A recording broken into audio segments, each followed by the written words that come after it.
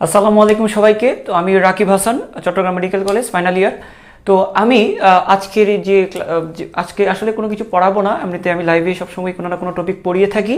আমরা আজকে একটা গুরুত্বপূর্ণ বিষয় নিয়ে কথা বলবো, কারণ তোমরা ইতিমধ্যেই জানো যে আগামীকালকে মেডিকেল ভর্তি পরীক্ষা হবে যারা এইচএসসি 2020 ব্যাচের যারা রয়েছে তাদের। তো দেখো যে মেডিকেল ভর্তি পরীক্ষা যারা দিবে কালকে যারা দিবে তারা নিশ্চয়ই অনেকে পড়াশোনা নিয়ে ব্যস্ত অথবা ইতিমধ্যে ওরা ঘুমিয়ে গেছে, কিন্তু কথাগুলো ওদের উদ্দেশ্যে বললেও মেইনলি কথাগুলো আমি তোমরা যারা পরবর্তী ব্যাচে যারা আসো বা পরবর্তীতে যারা পরীক্ষা দিবা অর্থাৎ এইচএসসি 21 এবং এইচএসসি 22, তো এই দুইটা ব্যাচের উদ্দেশ্য করে আমি বেসিক্যালি মানে তোমরা এই জিনিসগুলো কাজে লাগাতে পারবা। যদিও আমার কথাগুলো এইচএসসি 20 ব্যাচের উদ্দেশ্য করে হবে, কিন্তু এই যে কথাগুলো বা এক্সপিরিয়েন্সগুলো তোমরা যদি আগে থেকে শুনে শুনে যদি অভ্যস্ত হও তাহলে তুমি মানিয়ে নিতে পারবা যাদের স্বপ্ন হচ্ছে মেডিকেল বা মেডিকেলে পড়ার, যাদের ইচ্ছা আছে, প্রবল ইচ্ছা আছে। তাহলে আমি প্রথমে আসলে আমি কি মানে অনেকগুলো কথা বলবো, সেগুলো আমি গুছানো না, জাস্ট আমার মন থেকে যেগুলো আসে আমি সেই জিনিসগুলোই শেয়ার করব তোমাদের সাথে, যে মেডিকেল ভর্তি পরীক্ষার আগের রাতে কী করণীয় বা জিনিসটা কীরকম হয় বা জিনিসগুলো বা কীভাবে হ্যান্ডেল করতে হয়, বিষয়গুলো প্রত্যেকটা বিষয় তোমাদেরকে খুঁটিনাটি আমি আলোচনা করব, ঠিক আছে? তো এখন হ্যাঁ, সব কিছু ঠিক আছে কিনা অলরেডি? ওকে ফাইন, সব কিছু ঠিক আছে। তো যাদের যাদের স্বপ্ন মেডিকেল তারা আমাকে একটু কমেন্টে জানিয়ে দিতে পারো, তাহলে আমি ওকে ফাইন, ঠিক আছে। তো যারা এইচএসসি 20 ব্যাচের অর্থাৎ যারা আগামীকালকে যারা পরীক্ষা দিবে তারা যদি সরাসরি নাও দেখো, তাদের যদি কোনো আত্মীয় বা কোনো ভাই বোন বা গার্ডিয়ান যদি দেখে থাকেন আমার এই ক্লাসটা বা আমার এই টপিকটা বা আমার এই ভিডিওর যে টপিকটা সেটা দেখে থাকলে আমার এই কথাগুলো ওদের কানে পৌঁছে দিবেন, কারণ এগুলো খুব বেশি জরুরি। কারণ হচ্ছে মেডিকেল ভর্তি পরীক্ষায় টিকে থাকার জন্য যেমন পড়াশোনাটা যেমন দরকার, নির্দিষ্ট স্ট্র্যাটেজিটাও মেনটেন করার দরকার, স্মার্টনেস থাকা দরকার। আচ্ছা, যাই হোক, আমি প্রথমে জিনিসটা বলবো যে এখানে একটা কথা লিখছি যে 1 যুগের প্রস্তুতি এবং 1 ঘন্টার খেলা। জিনিসটা হচ্ছে অনেকে অনেকভাবে বলে থাকে যে 1 ঘন্টার পরীক্ষা, এখানে আসলে কিছুই না, মানে এটা অনেক কিছু হয়ে যেতে পারে। জিনিসটা আসলে এরকমই, অনেক কিছু হয়ে যেতে পারে, কিন্তু আমরা কিন্তু যাদের স্বপ্ন মেডিকেল আমরা কিন্তু 1 যুগ ধরে পড়াশোনা করতেছি, সেই ক্লাস 1 থেকে, তারও আগে নার্সারি অনেক কিছু আমরা পড়ি। তো ধরে নিই আমরা ক্লাস 1 থেকে একদম ইন্টারমিডিয়েট পর্যন্ত প্রায় 12 বছর, এর থেকে বেশিও পড়ি। তো এই সময়টা ধরে আমরা জাস্ট একটা টার্গেট নিয়ে পড়ি যে আলটিমেটলি আমরা একটা ভর্তি পরীক্ষা দিব, মেডিকেলে পড়বো, ডক্টর হবো, যাদের মেডিকেলে পড়ার স্বপ্ন রয়েছে। তো এখানে যে এই যে এতগুলা বছর যে আমরা পার হয়ে আসতেছি, একটার পর একটা আমরা পরীক্ষা দিয়ে আসতেছি, আলটিমেটলি আমাদের টার্গেট কিন্তু ওইটাই। তো এই এত বছরের 1 যুগের যে প্রস্তুতিটা বা এত বছরের যে পরিশ্রমটা, সেটা কালকে 1 ঘন্টার মাধ্যমে প্রকাশ পাবে যে সে আসলে কতটুকু আউটকাম সে নিয়ে আসতে পারছে। যাই হোক, এখন যে এই যে একটা প্রেশার, এই যে একটা মানে একটা মানসিক একটা প্রেশার যে থাকে স্টুডেন্টের মধ্যে, প্রত্যেকটা স্টুডেন্টের মধ্যে থাকে, আমার মধ্যেও ছিল বা আমার মতো আরও যারা মেডিকেল কলেজে পড়ে তাদের প্রত্যেকেরই এই টেনশনটা থাকে যে আমি এত বছর ধরে পড়াশোনা করছি, কালকে 1 ঘন্টার পরীক্ষায় না জানি কি হয়ে যায়। তো এই টেনশনটা সবসময় কাজ করে, এই প্রেশারটা সবসময় কাজ করে, গার্ডিয়ানদের এক্সপেকটেশন থেকেও প্রেশারটা আরও বেশি কাজ করে যে তোমাকে মেডিকেলে চান্স পেতে হবে, গার্ডিয়ানরাও চাপিয়ে দেয়, আত্মীয় স্বজনও চাপিয়ে দেয়, সব কিছু মিলিয়ে।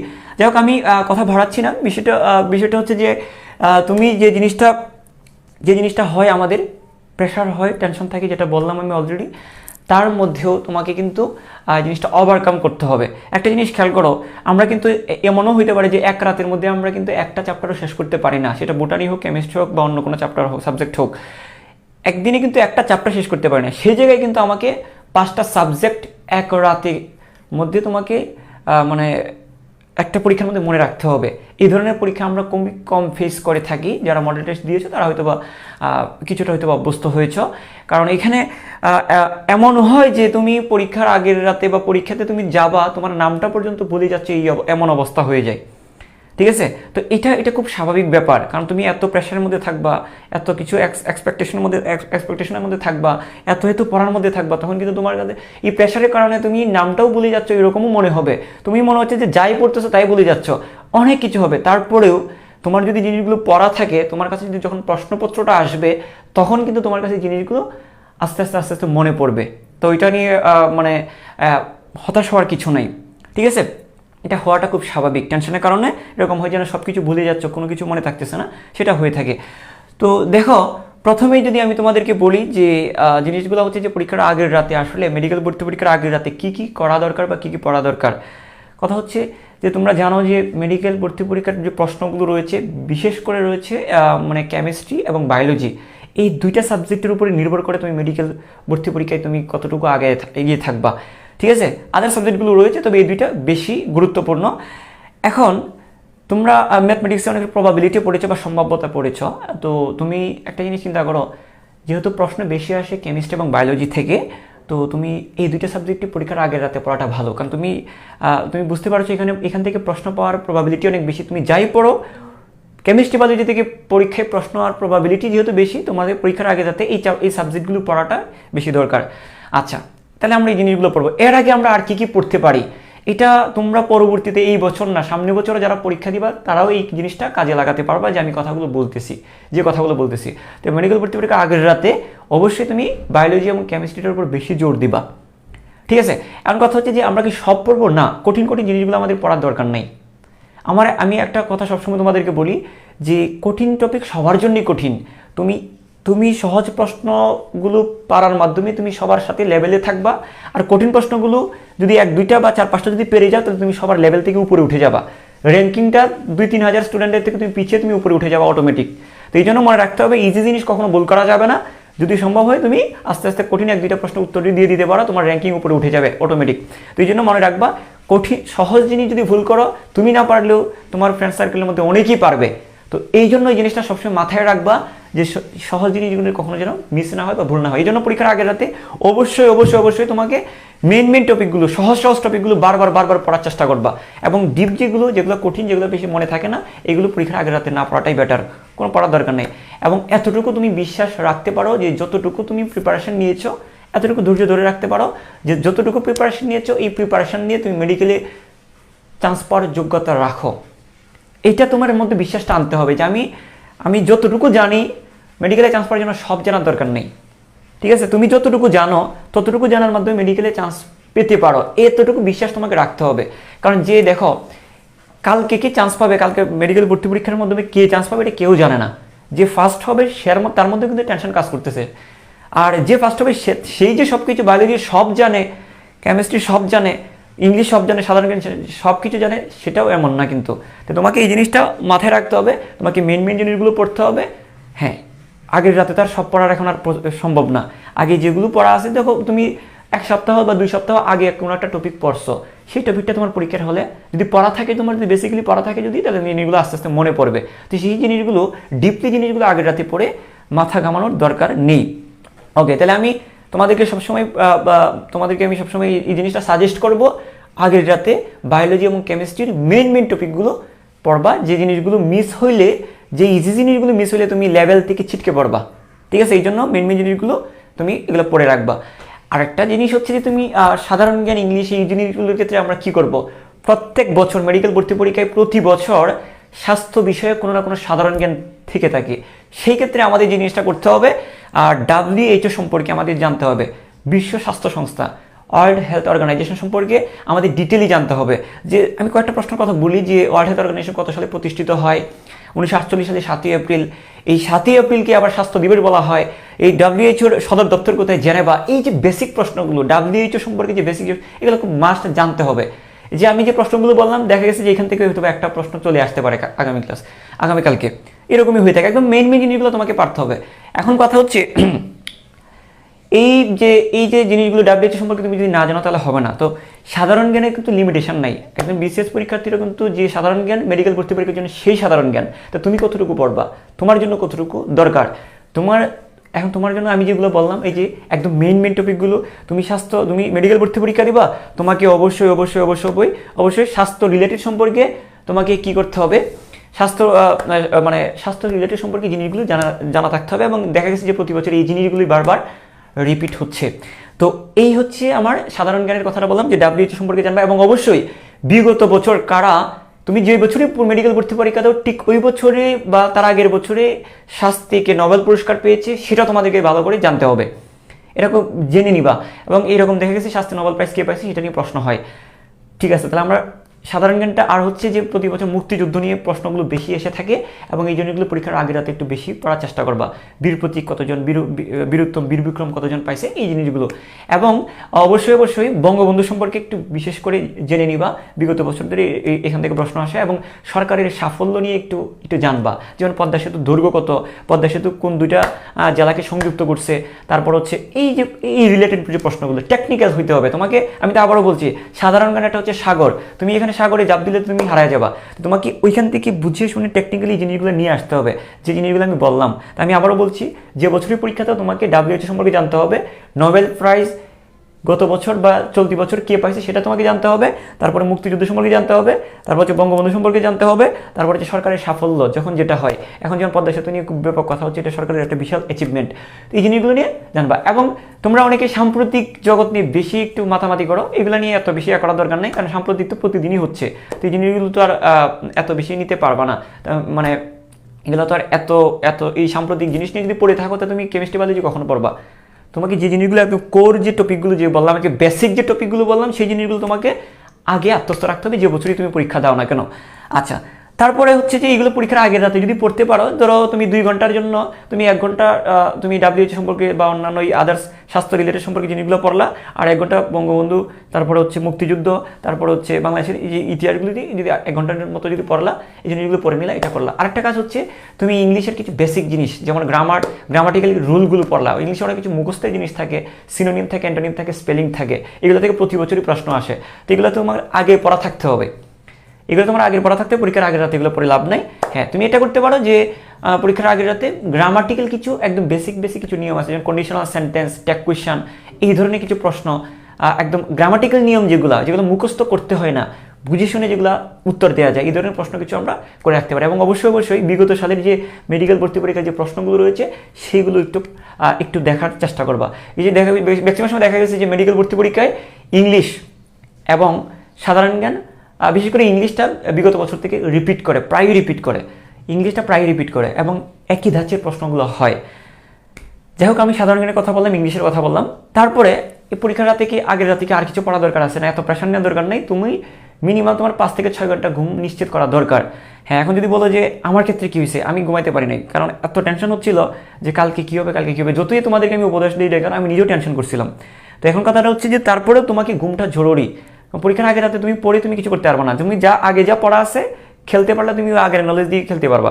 তো জিনিসটা হচ্ছে যে এখন পরীক্ষার আগে রাতে শুধু টেন্সড হয়ে লাভ নাই, তো তোমাকে ঘুমাইতে হবে। তো আমি কি করছিলাম যে লাইট অফ করে দিয়ে, তো মাথার রুমাল দিয়ে পেঁচিয়ে শুয়েছিলাম। মানে পড়বো না এটা, ঠিক আছে, কিন্তু মানে ঘুমানোর চেষ্টা করছিলাম আর কি। জিনিসটা হচ্ছে এরকম। তো হয়তোবা ঘুমটা ওরকম হয় নাই, আমি হয়তোবা 5 থেকে 6 ঘন্টা ঘুমালে বেটার ছিল। আমি 3-4 ঘন্টা ঘুমাইতে পারছি। তারপর দেখা গেছে যে ফজরের আজানের অনেক আগে উঠে গেছি, মানে টেনশনে আর ওই রকম ঘুমটা হয় নাই। তবে চেষ্টা করবা ঘুমানোর, এটা একটা অভ্যাস করবা। আচ্ছা, এখন যেটা হচ্ছে যে তোমাকে একটা জিনিস আমি তোমাদেরকে বলি, যারা এখনও দেখছো, তোমাদেরকে একটা জিনিস অবশ্যই মাথায় রাখতে হবে, যে তুমি যে জিনিসটা করবা, যে অনেকেই বলতে পারে যে 1 রাতে আর কি হবে, 1 রাতে পরে আর কি হবে, এই জিনিসটা কখনো করবা না। এটা কখনো বোকামি। আমি আবারও বলছি, তুমি কেমিস্ট্রি বায়োলজি পড়তে থাকবা কেমিস্ট্রি বায়োলজি। আমি তোমাকে একটা উদাহরণ দিই। আমি কি মেডিকেল ভর্তি পরীক্ষার যে সেন্টারটা ছিল আমার, আমি ময়মনসিংহ মেডিকেল কলেজে পরীক্ষা দিচ্ছি। তো আমার বাসাটা ছিল খুব পাশে, মেডিকেল কলেজের ঠিক পাশেই। তো এখান থেকে যেতে বড় জোর 5 মিনিট লাগে। তো আমি কি করছি যে এখান থেকে যে আমি মানে টার্গেট নিয়েছি যে আমি আধা ঘন্টা আগে বের হবো, 5 মিনিটে চলে যেতে পারবো। আমাদের সময় এরকম ছিল না, এখন তোমাদের সময় এরকম হয়েছে যে 10টায় পরীক্ষা, তোমাকে 8টায় সেন্টারে থাকতে হবে। 10টায় পরীক্ষা, 8টায় সেন্টারে থাকতে হবে। এই জিনিসটা আমি আবারও বলছি, সবাইকে বলে দেওয়া হয়েছে যে কালকে 10টায় পরীক্ষা, 8টায় সেন্টারে থাকবা। তো আমি যেটা করছিলাম যে আমাদের সময় এরকম ছিল না, 10টার সময় যাই হয়েছে।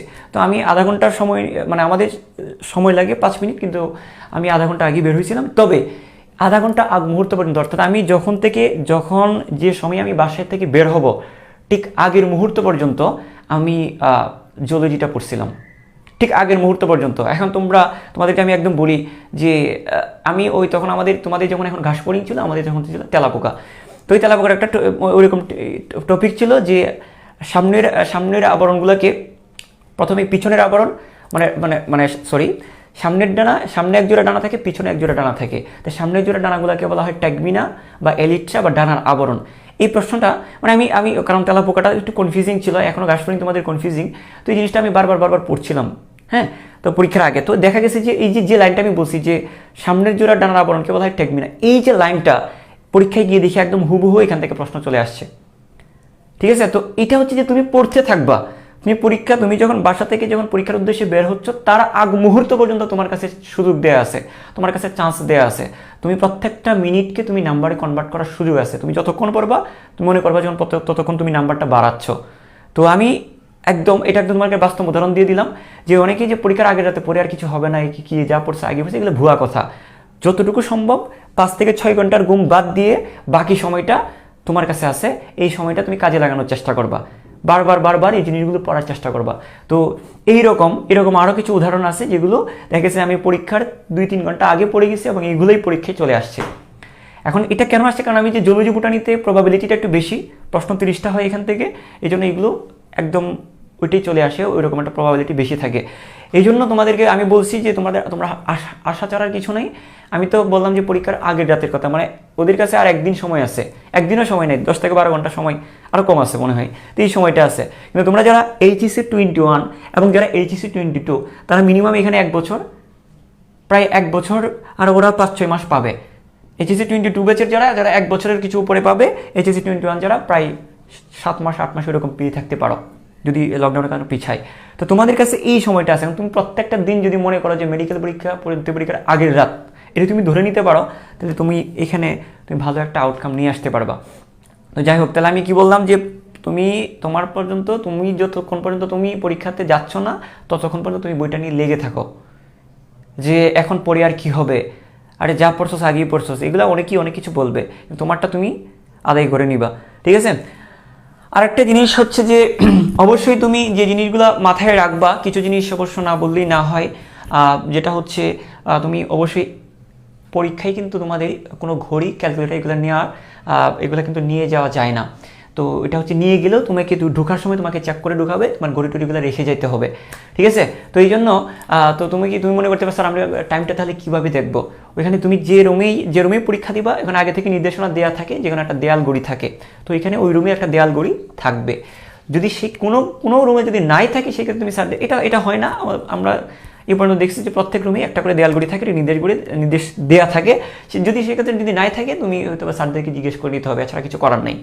আচ্ছা, তারপরে হচ্ছে আমরা একটু খেয়াল করি, তোমাদের মধ্যে অনেকেই আসো, আমি একটু দেখতেছি। ওকে, হ্যাঁ, তো এখন দেখো, হ্যাঁ এখন আমি যে জায়গাটা আমি একটু মানে যে কথাগুলো একটু বলতেছি এগুলো একটু মাথায় সেট করে নিবা, তোমরা কাজে লাগানোর চেষ্টা করবা। তো ঘড়ির বিষয়টা গেল, তাহলে আরেকটা বিষয় হচ্ছে তুমি যদি ক্যালকুলেটর না নিয়ে যাও, ফিজিক্সের ছোট কিছু ম্যাথ আছে, কেমিস্ট্রির ছোট কিছু ম্যাথ দেয়, ম্যাথমেটিক্স দেয়, এই জিনিসগুলো তুমি কীভাবে কমপ্লিট করবা। দেখো, এটা কমপ্লিট করার জন্য বা এগুলো পারার জন্য তোমাকে আমাদেরকে তখন রাফ করতে দিত না। তো এই বছর একটা নির্দেশনা আমি শুনেছি যে প্রশ্নের মধ্যে রাফ করতে পারবা, আমি এই জিনিসটা শুনেছি। এখন এটা কতটুকু সত্য জানি না, তবে আমি একটা জিনিস তোমাকে বলি, যদি প্রশ্নের মধ্যে রাফ করলে কোনো অসুবিধা নেই, যদি স্যার যদি মানা করে সেই ক্ষেত্রে তোমাকে লুকিয়ে করতে হবে, আড়ালে করতে হবে। এটা হচ্ছে তুমি ছোট ক্যালকুলেশনগুলো এগুলো করা লাগবে। আচ্ছা, এখন কথা হচ্ছে আরেকটা কাজ, তুমি যদি প্রশ্নতে তোমাকে যদি টাচ করতে নাই দেয় সেই ক্ষেত্রে তুমি একটা চালাকি করবা, সেটা হচ্ছে তুমি এমনিতে একটা অ্যাডমিট কার্ড নিয়ে যাবা, মেডিকেল ভর্তি পরীক্ষার অ্যাডমিট কার্ড নিবা, তারপর হচ্ছে এইচএসের অ্যাডমিট কার্ড নিবা, অথবা বলছে এইচএসসি রেজিস্ট্রেশন কার্ড, এই 3টা কার্ড নিতে বলছে। তো তুমি 3টাই নিয়ে যাবা, একটা তো তুমি ভর্তি পরীক্ষার অ্যাডমিট কার্ড নিবা, এইচএসসির অ্যাডমিট কার্ড অথবা রেজিস্ট্রেশন কার্ড, অথবা বলছে না তুমি 2টাই নিয়ে যাবা। 2টা নিয়ে গেলে কি হবে, তুমি আর নিয়ে যাবা হচ্ছে 2টা পেন্সিল। তো 2টা পেন্সিল নিয়ে গেলে তুমি কি করতে পারবা, ওই যে পিছনে ওই রেজিস্ট্রেশন কার্ডের পিছনে একটা খালি জায়গা থাকে, অ্যাডমিট কার্ডের পিছনে একটা খালি জায়গা থাকে, ওই খালি জায়গাটার মধ্যে তুমি পেন্সিল দিয়ে রাফ করে যদি স্যার যদি আসতে থাকে তুমি মুছে ফেলবা। আর একরকম না, স্যার তোমার পিছিয়ে একদম লেগে থাকবে না, তুমি যদি এখানে রাফ করো স্যার তেমন কিছু একটা বলবে না। যদি অনেক বদমেজাজি কেউ থাকে, হয়তো বা বউয়ের সাথে ঝগড়া করে গার্ড দিতে আসছে, সেই ক্ষেত্রে তুমি আমাকে একটু জ্বালাবে, তুমি একটু চালাকি করে ওই সিস্টেমটা করে নিতে হবে আর কি। এখন দেখো, তা তুমি রাফের বিষয়টা এখান থেকে সলভ আউট করে নিবা, কারণ কিছু অঙ্ক তুমি রাফ ছাড়া তুমি করতে পারবে না, এটা তোমাকে বুঝতে হবে, মনে রাখতে হবে, তোমাকে অবশ্যই এই জিনিসগুলো তোমাকে করে নিতে হবে। তো এটা হচ্ছে তুমি প্রশ্ন দিয়ে যদি সুযোগ পাও প্রশ্ন দিয়ে করবা, কোনো অসুবিধা নেই, কোনো সমস্যা নেই, প্রশ্নতে দাগ পড়লে কিচ্ছু হবে না যদি স্যার কিছু না বলে। আমি আবারও বলছি, প্রশ্নতে কোনো দাগ পড়া যাবে না, স্যারগুলো বলে চিল্লাবে, কিন্তু এটার জন্য কারণ হবে না, ওইটা নিয়ে এটা কোনো কাউন্ট করে না। তুমি প্রশ্নতে এটা করবে। আর যদি প্রশ্নতে যদি নাই হয়, স্যার যদি বেশি পেন দেয়, সেক্ষেত্রে অ্যাডমিট কার্ডের পিছনে, কোন admit card, HSC admit card বা এইচএসসি রেজিস্ট্রেশন কার্ডের পিছনে যে সাদা জায়গাটা আছে, ওই জায়গায় তুমি রাফ করে দিবা, তারপর পেন্সিল দিয়ে বাইরে এসে পেন্সিল দিয়ে মুছে দিবা। ঠিক আছে? এখন কথা হচ্ছে, বুঝলাম আমরা ঘড়ি নিলাম না, ক্যালকুলেটার নিলাম না, রাফ করার জিনিসটা আমি বললাম। এখন আর কি করতে পারি? অবশ্যই হ্যাঁ, তোমাদের আমার মেডিকেল ভর্তি পরীক্ষার সময় একটু পানি পিপাসা লাগছিল, আমি চারপাশ থেকে আমি পানি পাচ্ছিলাম না। তো জিনিসটা হচ্ছে যে আমিও বোকামি করছি, পানিটা নিয়ে নিই, এই জন্য তোমাদেরকে একটু বলে দিছি যে ছোটো করে এক বোতল পানি নিয়ে যাও। তবে পানির বোতলটা ওই উপরে রাখিও না, কারণ এখানে পানিটা যদি কোনোভাবে যদি পানিটা নিয়ে পড়ে, তোমার পরীক্ষা শেষ। তো অথবা তুমি পানি খেয়ে, পানিটা হাতে রাখলা, পানিটা খেয়ে তুমি ঢুকলে, আবার অল্প পরিমাণ খেয়েও, মাঝখানে যদি চেপে যায় তুমি বিপদে পড়ে যাবা। কথা বুঝছো? বেশি খেয়েও না। তো জিনিসটা হচ্ছে যে এই, এখন তাহলে আমি এখন পরীক্ষার স্ট্র্যাটেজিটা কী, যে পরীক্ষাটা আমরা কীভাবে দিব একটু খেয়াল করি। পরীক্ষাটা আমরা কীভাবে দিব একটু দেখি, যে পরীক্ষা যখন, আচ্ছা কতক্ষণ হয়েছে আমি একটু দেখি তো। আচ্ছা ওকে ফাইন। এখন তুমি সব কিছু বললাম, যে তারপরে যদি তোমাদের কিছু জানার থাকে আমাকে একটু কমেন্টে জানিয়ে দাও, যে কখন কোন পরিস্থিতি কী করবা সেটা একটু আমাকে জানিয়ে দাও। তো এখন হচ্ছে যে সব কিছু ঠিক আছে, যে আমি আগের রাতে কী পড়বো সেটা বললাম। তারপরে হচ্ছে আমি ঘড়ির পরিবর্তে আমি কি করব, তারপর হচ্ছে আমি ক্যালকুলেটর নিতে পারবো না, আমি কীভাবে রাফ করব সেটা বললাম। এখন আরেকটা বিষয় তোমাদেরকে অবশ্যই মাথায় রাখতে হবে, একটু দেখো। সেটা হচ্ছে অনেক সময় করে কি, যে পরীক্ষা অনেকেই যে দেখি তো হৃৎপিণ্ডের দৈর্ঘ্য এবং প্রস্থটা কত একটু মনে করি, তো পরীক্ষার হলে বসে এগুলো মনে করার চেষ্টা করে। এই কাজটা কখনোই করবা না। তুমি মনে রাখো, এটা তুমি যা ভুলে গেছো এটা পরীক্ষা আসবে না, এটা তুমি ধরে নাও। তুমি যা ভুলে গেছো এটা পরীক্ষা আসবে না, যা তোমার মনে আছে এগুলি পরীক্ষা আসবে, এটা মনে রাখো, এটা করো। এখন তুমি যদি চিন্তা করো, দেখি তো হাইড্রার কোর্সিকা কয়টা থাকে, এগুলো যদি মনে করতে যাও, হঠাৎ করে যদি মনে করতে না পারো, তুমি কনফিউজড হয়ে যাবে, তুমি ডিপ্রেসড হয়ে যাবে, তোমার জানা জিনিসগুলো ভুল হবে। তুমি যেটা করতে পারো, পরীক্ষার হলে গিয়ে বসে তুমি পরীক্ষার কথা তুমি চিন্তা করতে পারো। তুমি যে ধর্মেরই হও, তুমি যদি মুসলিম হও, তুমি আল্লাহকে ডাকতে পারো, বিভিন্ন সূরা পড়তে পারো। আর অন্য ধর্ম হলে তোমরা হ্যাঁ ওই ধর্মকর্ম করতে পারো মনে মনে। এটার জন্য তোমার জন্য কনফিডেন্স লেভেলটা একটু বাড়বে। আর যে একটা জিনিস হচ্ছে, তোমাদের অবশ্যই পরীক্ষায় আগে যাইতে হবে। যেহেতু তোমাদেরকে বলে দিচ্ছে 2 ঘন্টা আগে, তাহলে এখানে তো আমার আর কিছু বলার নেই। এখন 2 ঘন্টা আগে তুমি যদি যাও, দেখো আগে যাওয়ার একটা সুবিধা আছে। সুবিধা কি? দেখো এখনও তো করোনার সিচুয়েশন, হয়তো অনেক দূরে বসাবে, কিন্তু যদি এমন হয় আশেপাশে যদি কেউ বসে, ধরো খুব কাছাকাছি কথা বলা যাচ্ছে, চোখে অথবা ঠুটে কথা বলতে পারছো, সেই ক্ষেত্রে তুমি যে কাজটা করবা, তুমি নিজে গিয়ে তুমি নার্ভাস, মানে তোমার নার্ভাস হওয়ার দরকার নাই, তুমি শাই ফিল করার দরকার নাই। ছেলে হোক আর মেয়ে হোক, ছেলেরাও, আমি ছেলেদের সাথে কথা বলি না, বা মেয়ে হলে আমি মেয়েদের সাথে কথা বলি না। দেখো আমি তোমাকে বলি, এটা হচ্ছে আমি যখন বসছি, তাহলে আমার এই পাশেও মেয়ে, এই পাশেও মেয়ে, তো মাঝখানে কিন্তু আমি কিন্তু একটু শাই ফিল করছিলাম। কিন্তু হঠাৎ করে একটা মেয়ে এক পাশ দিয়ে জিজ্ঞেস করতেছে, তুমি কোন কলেজ থেকে আসছো, আমাকে জিজ্ঞেস করতেছে। তো আমি একটু কনফিডেন্স পাইছি, একটু সাহস পাইছি। তো আমি বললাম যে আমি কলেজ থেকে আসছি, তুমি কোন কলেজ থেকে আসছো। তো এইভাবে আমাদের কথা শুরু হয়। তো পাশের জনের সাথেও এইভাবে আমি কথা বলা শুরু করি। তো এইভাবে তুমি যদি পরীক্ষার আগে যদি কথা বলাটা শুরু করো, একটু যদি, এত বেশি না, আজের কথা না, অন্য কথা না, মানে একটু পরিচয়মূলক কথাটা যদি বলে থাকো, তাহলে জিনিসটা হবে কি, তোমার পরিবেশের চারদিকে একটা মনে হবে তোমার পরিচিত জনই চারপাশে আছে। তুমি যদি কথাটা বলে ফেলতে পারো একবার, তুমি নিজে থেকে একবার যদি কথা বলো, তোমার সাথে সে কথা বলবে। এখানে শাই ফিল করার বা ইগো ফিল করার দরকার নাই। পরীক্ষা 1 ঘন্টার পরীক্ষা, তারপরে কারোর সাথে কারো দেখা হবে না। তো তুমি নিজে থেকে যদি কথা বলো, অবশ্যই সে তোমার সাথে কথা বলবে। তো যদি নাও বলে, তুমি ইতস্তত হওয়ার দরকার নেই। তুমি জিজ্ঞেস করবা যে তুমি কেমন আছো, তোমার প্রস্তুতি কেমন, তুমি কোন কলেজ থেকে আসছো, কথা বলা শুরু করলা।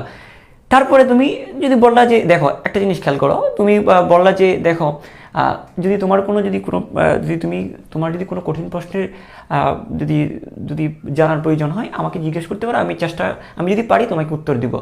আর আমিও যদি তোমাকে কিছু জিজ্ঞেস করি, যদি সম্ভব হয়, তুমি আমাকে সঠিক উত্তরটা দিও। এই কথাটা একটু বলে নিবা।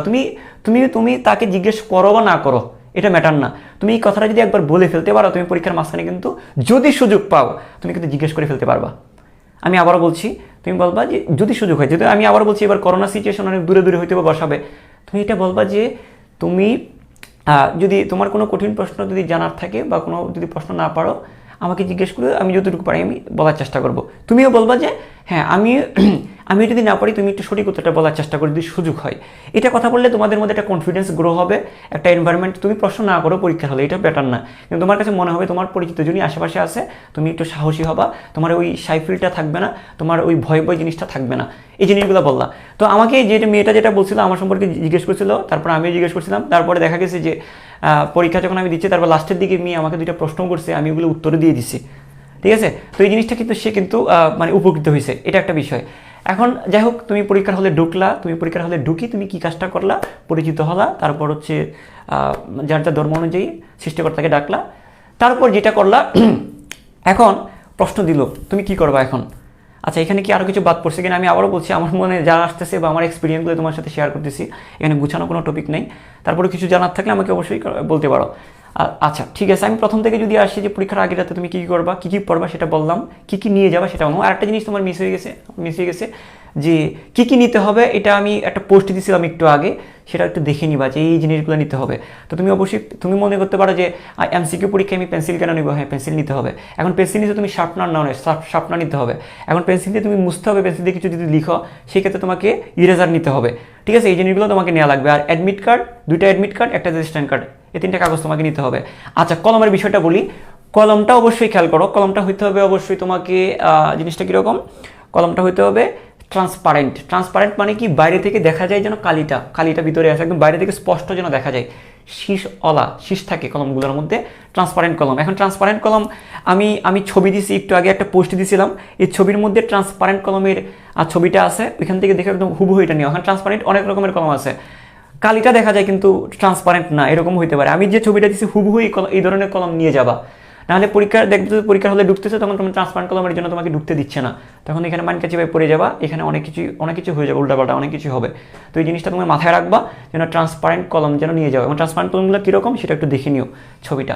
আচ্ছা, তো এটা নিলা, নেওয়ার পরে জিনিসটা হচ্ছে যে তুমি তাহলে কলম নিলা, অন্ততপক্ষে 2টা কলম নিবা, তারপর হচ্ছে 2টা পেন্সিল নিবা, ইরেজার নিবা, তারপর হচ্ছে রাবার মানে ইরেজার, আরটা হচ্ছে তোমার এই শার্পনার নিবা। ওকে, এখন যে জিনিসটা হচ্ছে যে তোমরা পরীক্ষায় তোমাকে উত্তরপত্র দিল, প্রশ্ন দিল। এখন কথা যে সবার আগেই নাম লেখার আগেই তুমি রোল নাম্বারটা, রেজিস্ট্রেশন নাম্বারটা আগে লিখবা, তারপর নাম লিখবা।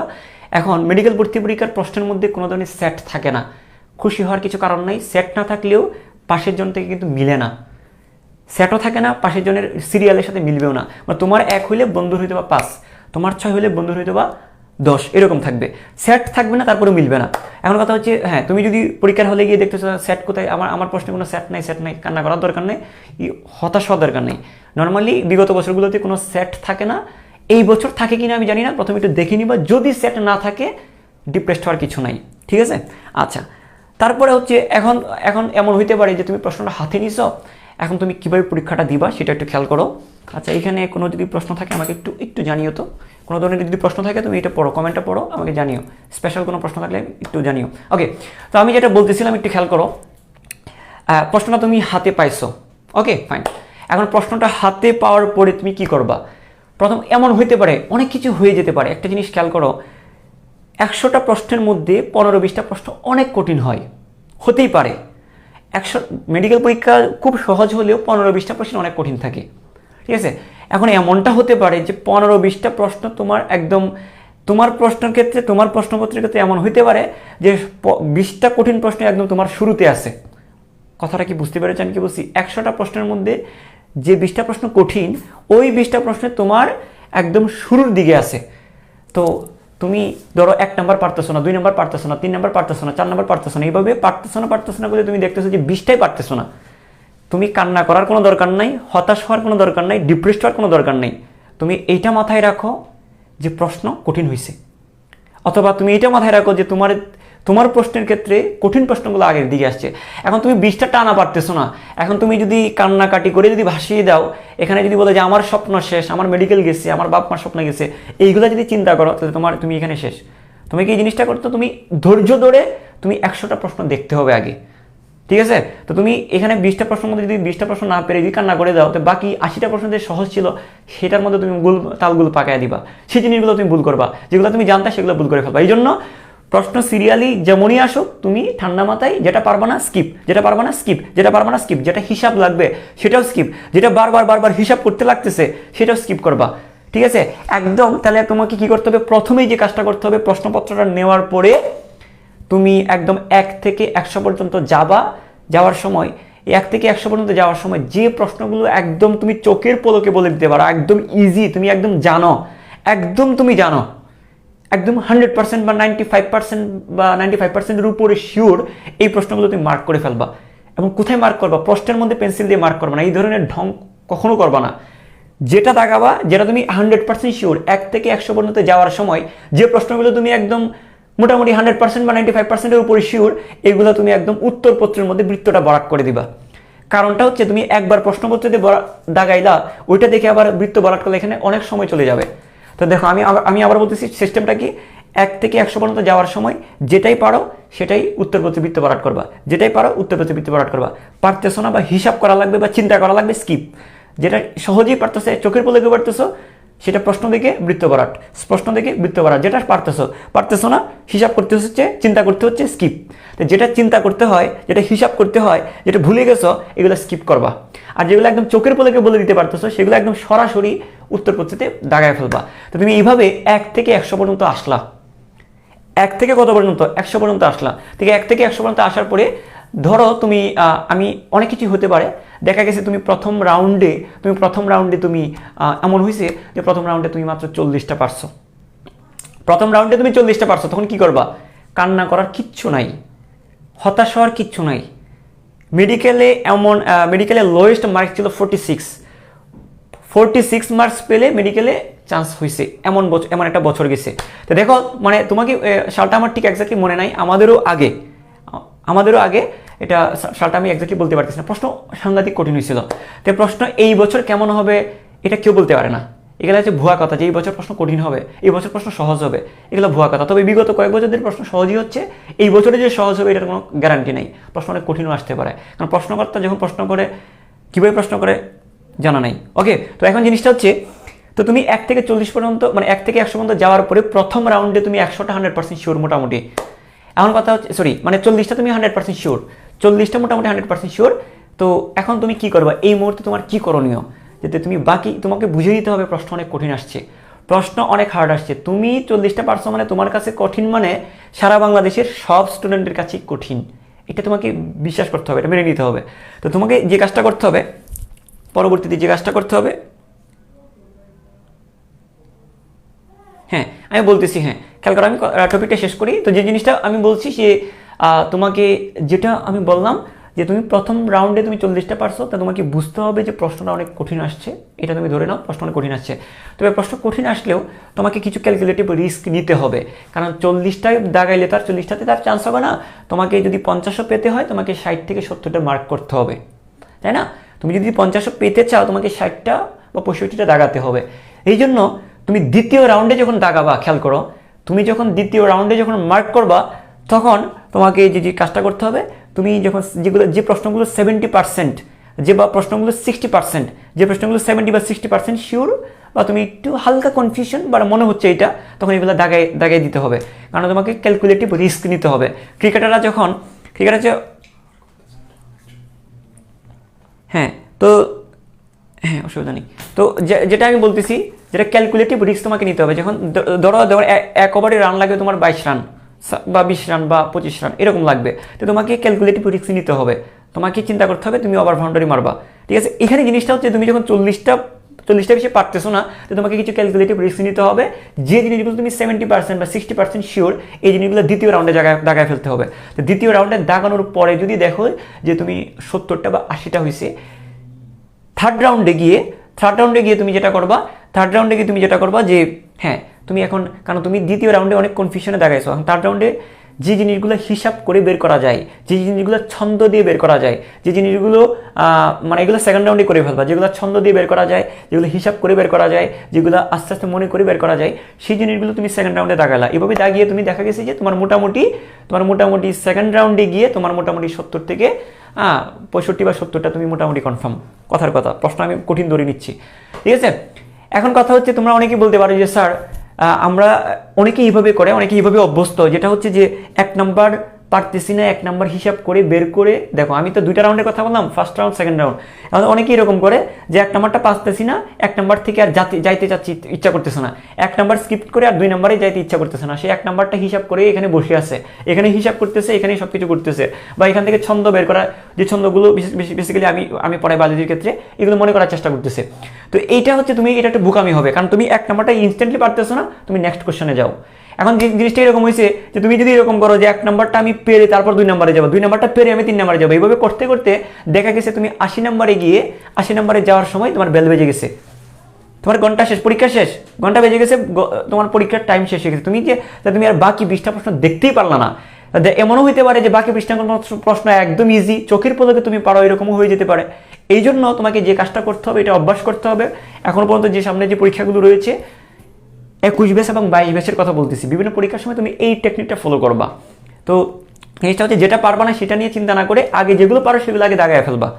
এখন তুমি কোনটা স্কিপ করছো আর কোনটা দাগাইছো সেটা কীভাবে বুঝবা? পেন্সিল দিয়ে মার্ক করে ফেলবা। তুমি একটা পেন্সিল দিয়ে দাগে তুমি এটা করে নিতে পারবা, এটা করতে পারো, ঠিক আছে?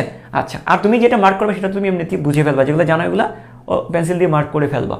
এখন জিনিসটা হচ্ছে, এখন তোমাকে আমি জিনিসটা আশা করি তোমাদেরকে বুঝাতে পারছি। এখন তুমি যদি একবারে 1 নাম্বার হলো, 1 নাম্বার না হলে আমি 2 নাম্বারে যাবো না, এরকম কান্নাকাটি করে অনেকে হতাশ, অনেকেই মানে কি বলবো, অনেকেই মানে প্রশ্ন কাতর, যে উত্তর না দিয়ে আমি যাবো না, এই যাবো না করতে করতে 70-এ গিয়ে 80-তে গিয়ে সময় শেষ হয়ে যায়, ওইদিকে 30টা বা 20টা সহজ প্রশ্ন আর দেখতেই পারে না। তো কঠিন প্রশ্ন না কারণের জন্য তো, কঠিন প্রশ্ন পারো নাই, এই জন্য তো তোমার চান্স মিস হবে না। চান্স মিস হবে কোনটার জন্য? তুমি যে ওই 30টা বা 20টা প্রশ্ন সহজ ছিল, এইগুলোর আনসার করতে পারো নাই, দেখতেই পারো নাই, সেটার জন্য চান্সটা মিস হবে। তো এই জন্য তোমাকে মাথায় রাখতে হবে, ফার্স্ট রাউন্ডে যা হয়, ফার্স্ট রাউন্ডে যতগুলো দাগাইছো তার উপর সিদ্ধান্ত নিয়ে তোমাকে প্রশ্ন মার্ক করতে হবে। আমি তোমাকে বলি, তুমি কয়টা দাগাবা, 100টার মধ্যে তুমি কয়টা দাগানো উচিত, এটা সম্পূর্ণ তোমাকে ওই জায়গায় ডিসিশনটা নিতে হবে। তুমি 100টার মধ্যে, আমি আবারও বলছি, 100টার মধ্যে তুমি কয়টা দাগাবা, কয়টা মার্ক করবা, তোমাকে ইনস্ট্যান্টলি ডিসিশন নিতে হবে। যেমন ক্রিকেট খেলোয়াড়রা যেমন যে বল করে এলবিডব্লিউর জন্য যে রিভিউটা নেয়, এটা কিন্তু ইনস্ট্যান্টলি নিতে হয়, তার বিচার বুদ্ধি দিয়ে নিতে হয়। তোমাকেও তুমি ফার্স্ট রাউন্ডে তুমি কয়টা মার্ক করছো, ওইটার উপর বেস করে তোমাকে আরও পরবর্তীতে আরও কতগুলো দাগাবা সেটা তোমাকে নিজের ডিসিশন নিতে হবে। দেখো, প্রশ্ন যদি অনেক ইজি হয়, ভালো করে খেয়াল করো, প্রশ্ন যদি অনেক ইজি হয়, তুমি ফার্স্ট রাউন্ডে 70টা কনফার্ম, আমি আবারও বলি, ফার্স্ট রাউন্ডে তুমি 70টা কনফার্ম, তাহলে বুঝতে হবে প্রশ্নটা ইজি আসছে। প্রশ্নটা ইজি আসছে, তোমাকে আরও নাম্বার বাড়াতে হবে, 70-এর চান্স হবে না, ধরে নাও।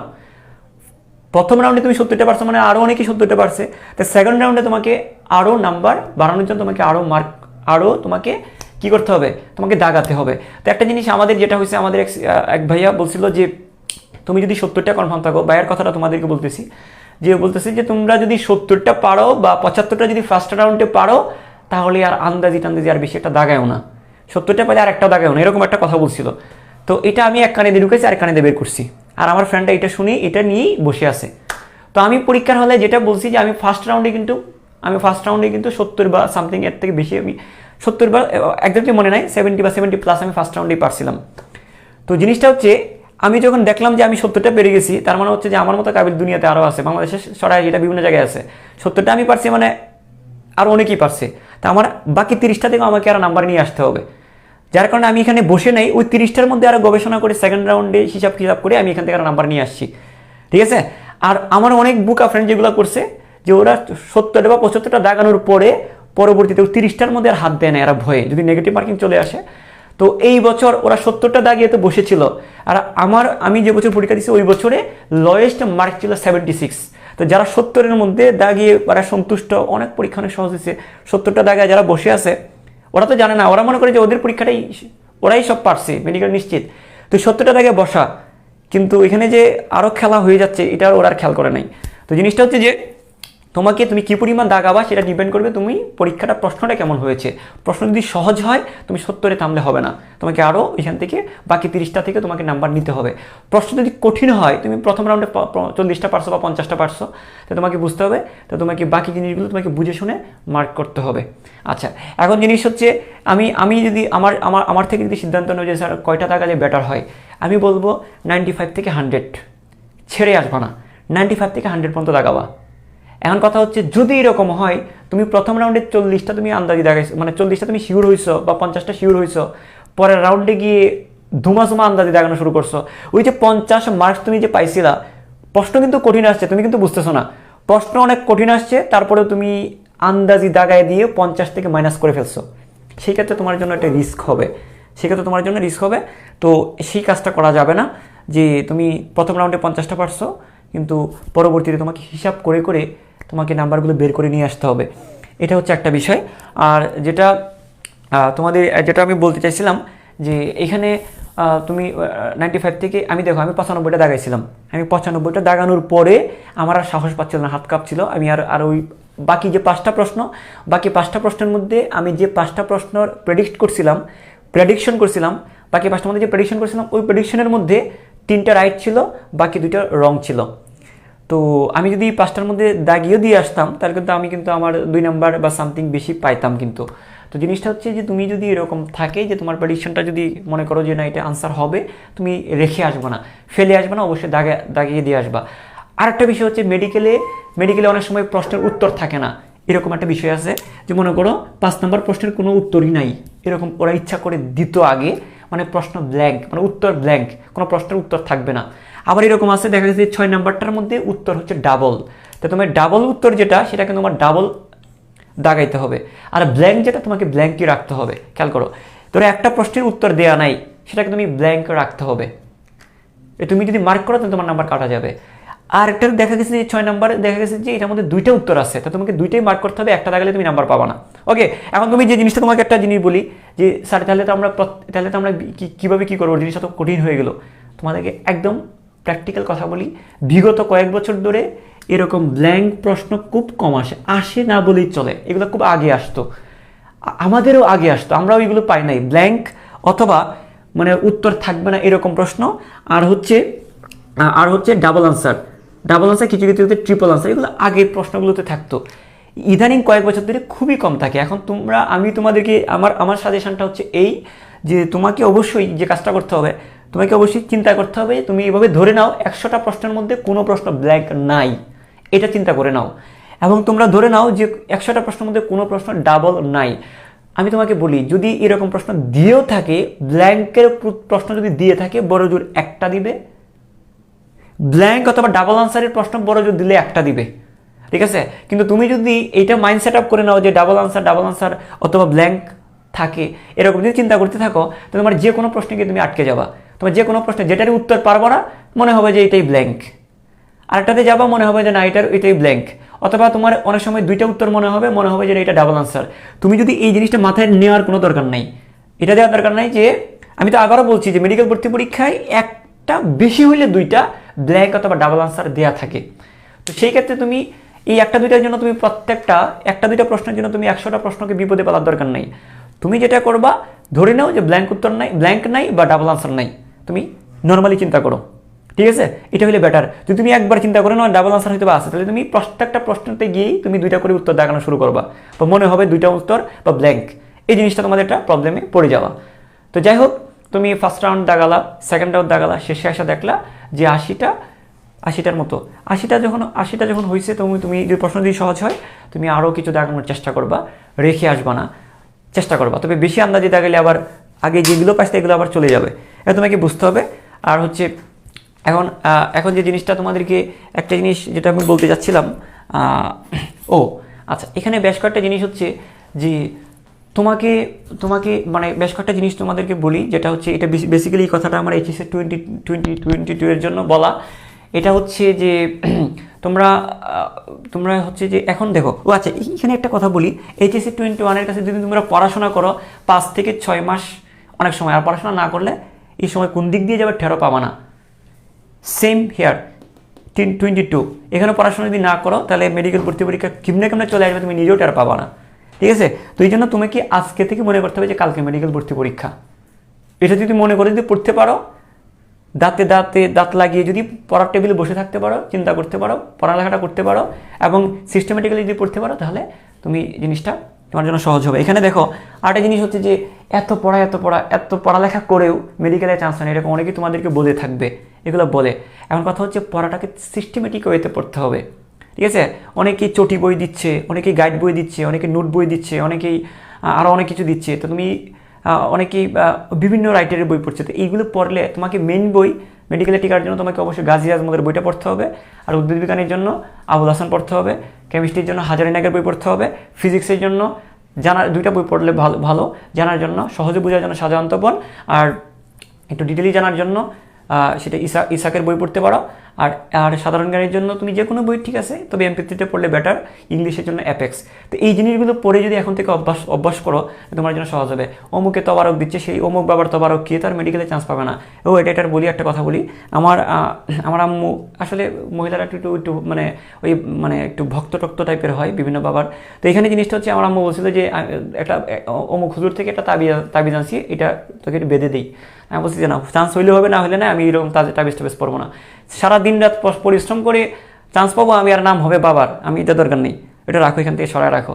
তো এখন আমি যদি তাবিজটা যদি পড়তাম, চান্স পাওয়ার পরে কিন্তু বাবার নামটাই বেশি হইতো, কিন্তু আচ্ছা বাবাই কিন্তু কি করে দিছে। তো এই ধরনের বাবা তোমাদের শহর লেভেলে না থাকলেও অন্য এক ধরনের বাবা আছে, যে অমুকে সিট দিচ্ছে মেডিকেল নিশ্চিত, এটাও আমি বাবার ক্যাটাগরিতে ফেলবো। এটা এত সহজ না। অমুকে শর্ট টেকনিক দিচ্ছে, অমুকে এই দিচ্ছে, অমুকে সেই দিচ্ছে, এই জিনিসগুলোতে ঝাঁপায় পড়লে হবে না। তোমাকে আমি একটা কথা বলি, তুমি আমার কাছে না পড়ো বা তুমি অন্য কারো কাছে না পড়ো, তুমি যদি মেন বইটা যদি কমপ্লিট করতে পারো, মেডিকেল ক্যাম্পাসগুলো তোমার জন্য অপেক্ষা করবে। মেন বইটা তুমি লাইন বাই লাইন পড়ো, সেটা তুমি এখন অন্য কারোর হেল্প নিয়েই পড়ো আর নিজেই পড়ো।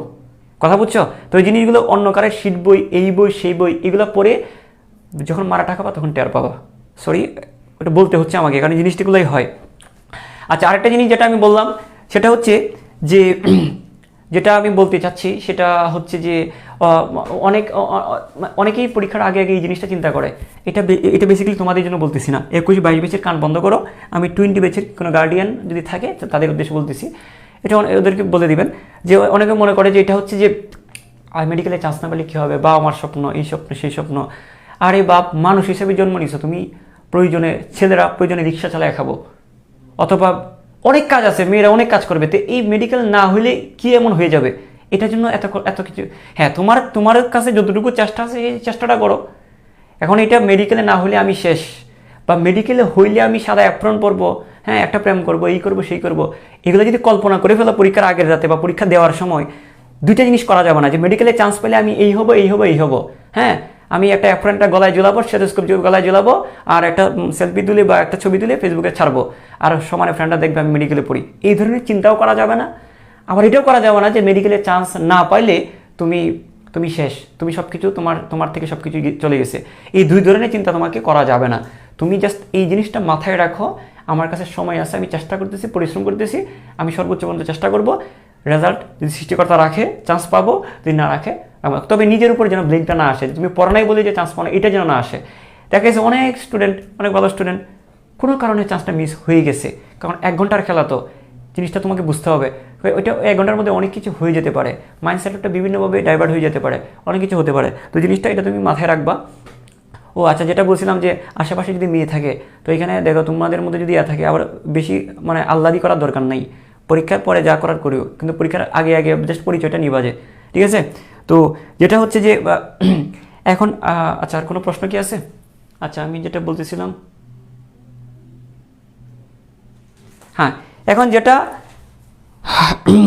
এখন যেটা বলতেছি যে তোমাদের যে চান্স যদি হয় আলহামদুলিল্লাহ ভালো, আর চান্স না হলে যে খুব একটা করার দরকার নেই। তবে তোমাদের মধ্যে তো এখন যারা 21 আর 22 ব্যাচে যারা আসো, তোমাদের কাছে তো অফুরন্ত সময় আছে, অনেক এই সময়টা তোমরা কাজে লাগাতে পারো। যদি টেকনিক্যালি যদি পড়তে পারো, বায়োলজি এবং কেমিস্ট্রি যদি তুমি হাতে নিয়ে আসতে পারো, মেডিকেলটা তোমার মোটামুটি হাতে চলে আসবে। এখন কথা হচ্ছে মেইন বইটা তোমাকে লাইন বাই লাইন পড়তে হবে। এখন বিশেষ করে এইচএসসি 2-1 ব্যাচের যারা আছে, তারা অনেকেই আমাকে মেডিকেল অ্যাডমিশন ব্যাচ, আমি একটা মেডিকেল অ্যাডমিশন ব্যাচে একটা ঘোষণা দিয়েছিলাম আমি কয়েকদিন আগে। আমার বিভিন্ন ব্যাচে ক্লাস নেওয়ার কারণে এবং 10 মিনিট স্কুলে আমি ক্লাসগুলো নিচ্ছি, তো যার কারণে আমার কিন্তু একটা সময় মেনটেন করাটা হয়ে উঠে নাই। তবে আমি এপ্রিল মাসে, এটা আজকে এপ্রিল মাসের কয় তারিখ? এপ্রিল মাসের 1 তারিখ। তো আমি 5 তারিখে, আমি এপ্রিল মাসের 5 তারিখ থেকে, হ্যাঁ একদম এটা আমি ধরে নিচ্ছি, তো তোমরা একদম খুব শীঘ্রই পাবা। তবে তুমি ধরে নাও যে 5 তারিখের মধ্যে আমি একটা মেডিকেল অ্যাডমিশন ব্যাচের আমি ঘোষণা দিব। এটা হচ্ছে যে কাদের জন্য? এইচএসসি 21 ব্যাচের জন্য, শুধুমাত্র এইচএসসি 21। তাহলে এখানে আমি যে জিনিসটা পাবা তোমরা, এখানে যে জিনিসটা পাবা ফুল বায়োলজিটা মেডিকেল প্রিপারেশন স্টাইলে, ফুল বায়োলজিটা তুমি মেডিকেল প্রিপারেশন স্টাইলে এটাকে কমপ্লিট পাবা। তো এইটা হচ্ছে, তারপরে এটা তুমি কেমিস্ট্রির স্পেশাল কিছু ক্লাস তুমি এখানে পাবা। হয়তো বা আমার পাবলিকলি আমি কোনো কেমিস্ট্রি ক্লাস নেই, তোমরা হয়তো বা এখন, তবে আমি মেডিকেলের জন্য আমি কেমিস্ট্রিটা পড়ায় থাকি। তো দেখো বায়োলজিটা তুমি কিন্তু ফুল বায়োলজিটা তুমি যদি এরকম করো যে এইচএসসি পরীক্ষার আগেই তুমি যদি ফুল বায়োলজিটা যদি কমপ্লিট পেয়ে ফেলো, মেডিকেল স্টাইলেই যদি তুমি কমপ্লিট করে ফেলতে পারো, কেমিস্ট্রির 50% যদি কমপ্লিট করে ফেলতে পারো, তাহলে তোমার কিন্তু পরবর্তীতে মেডিকেল চান্স পাওয়াটা অনেক বেশি ইজি হবে, তোমার জন্য অনেক বেশি সহজ হবে। তো এই জন্য তোমাদেরকে যেটা বলতে চাচ্ছি, তোমাদের কাছে যারা এখনও সময় আছে, তোমরা একটু সিরিয়াস হয়ে যাও। সিরিয়াস হয়ে গেলে তোমরা গেইনার হবা, এই জিনিসটা তোমরা মাথায় রাখো।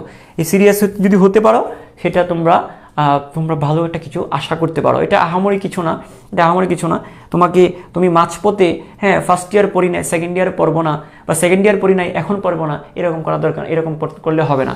তোমাকে নাসিরের মতো সব জায়গায় সমান তালে খেলতে হবে, ঠিক আছে? তুমি মাঝপথে খেলা ছেড়ে দিয়ে আসলে তোমাকে কেউ পাত্তা দিবে না, গুনবে না, কথা বুঝছো?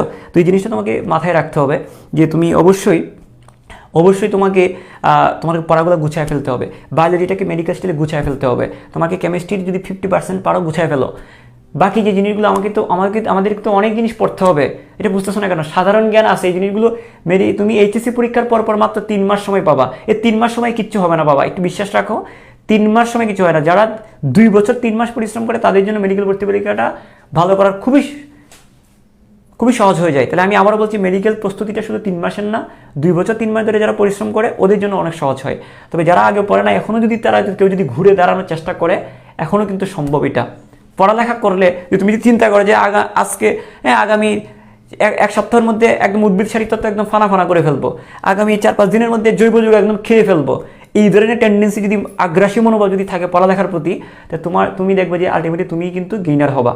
এই জিনিসগুলো, এরকম টেন্ডেন্সিটা তোমার থাকতে হবে, এরকম আগ্রহটা তোমাদের থাকতে হবে। তো তোমাদেরকে আবারও বলছি বায়োলজি পড়ো, এখানে আজকে এর কাছে, কালকে তার কাছে, পরশু তার কাছে, তারপর বাসায় টিচার, কোনো জায়গায় মন বসে না। এরকম করতে দেখা গেছে যে এইচএসসি পরীক্ষাটা কোনোভাবে দিছো, কোনোভাবে প্লাসটা আসছে, কিন্তু তুমি বায়োলজি কিছুই জানো না। তা আলটিমেটলি তুমি 3 মাসে তুমি বায়োলজি পড়বা, নাকি কেমিস্ট্রি পড়বা, নাকি সাধারণ জ্ঞান পড়বা, নাকি ইংলিশ পড়বা, তোমার পুরা তালগুলো পাকা যাবে। কারণ তোমাকে অনেক সাধারণ জ্ঞানের অনেক নতুন বিষয় জানতে হবে, যেগুলো তোমরা এখন ইন্টারমিডিয়েট লেভেলে অনেকেই পড়ছো না। আমার স্টুডেন্ট যারা, ওদেরকে কিছু জিনিস বলে দিছি এই জিনিসগুলো পড়ার জন্য। তো এইখন হচ্ছে যে তোমার কাছে সাধারণ জ্ঞানটা নতুন হবে, ইংলিশের অনেক জিনিস নতুন পাবা। তো এইগুলো পড়লেই তো তুমি কুল কিনারা হারায় ফেলবা। তো তুমি এখানে আবার বায়োলজিটা আবার এইচএসসির পর আবার কীভাবে নতুন করে পড়বা, তো এই জিনিসটা তোমার মাথায় রাখো। এইচএসসির আগে যদি তুমি মেডিকেল স্টাইলে ফুল বায়োলজিটা এবং কেমিস্ট্রিটা যদি কমপ্লিট করতে পারো, তুমি মনে করো একটা পা মেডিকেল কলেজের ক্যাম্পাসে দিয়ে ফেলছো, ঠিক আছে? এই জিনিসটা তোমরা মাথায় রাখো। তো যাই হোক, আমি শীঘ্রই এই ব্যাচটা সম্পর্কে আমি অ্যানাউন্স দিব, এবং খুব সম্ভবত প্রবলি 5 তারিখের দিকে। তো তার আগে যারা ফুল বায়োলজিতে, আমার এখানে যারা ফুল বায়োলজি কোর্সে যারা পড়ছো, এইচএসসি 21 ব্যাচের ফুল বায়োলজি কোর্সে যারা আছে, ফুল বায়োলজি আসলে কোর্স হচ্ছে 2টা। আসলে আমি তোমাদেরকে একটু করে ক্লিয়ার করে দিই। একটা হচ্ছে এইচএসসি 21 ব্যাচের একটা ফুল বায়োলজি কোর্স, আর একটা হচ্ছে তোমার pre medical admission. Pre medical admission, এই 2টা কোর্স আছে। প্রি মেডিকেল অ্যাডমিশন দেখো, এই যে দেখো, এইটা আমি শীঘ্রই শুরু করতে যাচ্ছি। আর যেটা হচ্ছে ফুল বায়োলজি কোর্স, যেটা আমি বললাম, একটু খেয়াল করো, ফুল বায়োলজি কোর্সটা যেটা হচ্ছে, এটা ইতিমধ্যেই অনেকেই আমার এখানে পড়ছে, সারা বাংলাদেশ থেকে বিভিন্ন স্টুডেন্ট পড়ছে। যেমন আমার বাড়ি ময়মনসিংহ, আমার এলাকার অনেক স্টুডেন্ট এখানে অনলাইনে পড়ছে এই ফুল বায়োলজি কোর্সটা, ঠিক আছে? এখন যারা ফুল বায়োলজি কোর্স যারা ইতিমধ্যে পড়া শুরু করে দিচ্ছে বা দিচ্ছে, তারা অটোমেটিক এই ফ্রি মেডিকেল অ্যাডমিশনে এনরোল হয়ে যাবে। মানে এদেরকে আমি ফ্রি মেডিকেল অ্যাডমিশনে নিয়ে আসবো, ঠিক আছে? তো এখন কথা হচ্ছে, যারা ফুল বায়োলজির জন্য ভর্তি হয়ে গেছো, তাদের এই বেনিফিটটা আমার থেকে পাবা, ঠিক আছে? এবং এখান থেকে আরেকটা জিনিস হচ্ছে যে, তোমরা যখন ফুল বায়োলজি কোর্সে যারা ভর্তি হচ্ছ, ওদের জন্য কেমিস্ট্রির অনেক ক্লাস, যেগুলো জৈব যুগের যে অনেক জটিল জিনিসগুলো, বা রাসায়নিক পরিবর্তন, যে এই বিষয় যেগুলো রয়েছে, এখন কঠিন বিষয়গুলো তোমরা একদম এগুলো এক্সট্রাভাবে তোমরা পেয়ে যাবা, ঠিক আছে? তো এই জিনিসটা হচ্ছে যে, আমার টার্গেটটা হবে এই বছর, আমার টার্গেট হবে যে, মানে এইচএসসি 21কে নিয়ে আমার টার্গেট হবে যে মিনিমাম, মানে আমার তো টার্গেট ছিল প্রায় 1000 স্টুডেন্টকে কোনো না কোনো মেডিকেল কলেজের ক্যাম্পাসে আমি ক্যাম্পাসে যাওয়ার জন্য আমি পাশে থাকবো। ঠিক আছে, এখন তোমরা যদি ওই রকম আগ্রহটা ধরে রাখতে পারো মেডিকেল ভর্তি পরীক্ষার আগ পর্যন্ত তাই তোমরা এটা পারবা। এখন কথা হচ্ছে আমরা বিভিন্ন সমস্যার মধ্যে থাকি, আমাদের করোনা ভাইরাস, তারপরে হচ্ছে হ্যাঁ বাসায় সমস্যা, অমুক মারা গেছে, তমুক মারা গেছে, অমুকের বিয়ে, তমুকের বিয়ে, বিভিন্ন সমস্যায় জর্জরিত আমরা। এই এত কিছুর মাঝেও কিন্তু তোমাকে মেন্টাল স্ট্রেংথটা রাখতে হবে, দাঁতে দাঁতে কামড় দিয়ে তোমাকে মেডিকেল ভর্তি পরীক্ষা পর্যন্ত সমান তালে পড়তে হবে এবং ওই সময়টা পর্যন্ত তোমাকে যাইতে হবে। কারণ আমরা শুধু পরিশ্রমই করে যাচ্ছি, ফলটা এখনো পাই নাই। ফলটা পাবা কিন্তু কখন? মেডিকেল ভর্তি পরীক্ষা দেওয়ার পর। তো ওই মেডিকেল ভর্তি পরীক্ষা দেওয়ার পর যে ফলটা পাবা ওইটার জন্য এখন এক নাগারে পরিশ্রম করে যেতে হবে। যদি আমাদের এরকম হইতো আজকের কর্মের ফলটা যদি কালকেই পেতাম তাহলে আমরা আজকে ঠিকই পড়তাম। ঠিক আছে, কিন্তু ধরে নাও যে এই যে পরিশ্রমগুলো করে যাচ্ছ এটার পরিশ্রমের ফলাফলটা তুমি পেয়ে যাবা সামনে। তো আমি যেই জিনিসটা আমি আবারও বলছি, তোমরা ফুল বায়োলজিতে যারা আসো এবং যারা প্রি মেডিকেল অ্যাডমিশনে আসো তারা এটার সম্পর্কে আমি ফুল ডিটেল আমি জানাবো, শীঘ্রই জানাবো। কারণ এই যে পুরো জিনিসটা আমি একদম মেডিকেলে আমার এখানে পড়লে যদি তুমি পড়ালেখা করো অবশ্যই মেডিকেলে তোমাকে চান্স পাইতে হবে। যদি সৃষ্টিকর্তা যদি কোনো বিপদ না ঘটায় তোমাকে অবশ্যই পাইতে হবে, চান্স পাওয়া লাগবে আমার এখানে যদি পড়ো। তো এই জিনিস নিয়েই আমি এই প্রি মেডিকেল অ্যাডমিশন ব্যাচটা নিয়ে আসবো। তো টিল দেন সামনে দেখা হচ্ছে। টিল দেন সবাই ভালো থাকো, সুস্থ থাকো এবং সবাই সাবধানে থাকো এবং বাইরে গেলে অবশ্যই মাস্ক পরো। করোনা ভাইরাস বেড়ে গেছে, তো এই জিনিসগুলো একটু মাথায় রাখবা। তো সবাই ভালো থাকো, গুড বাই।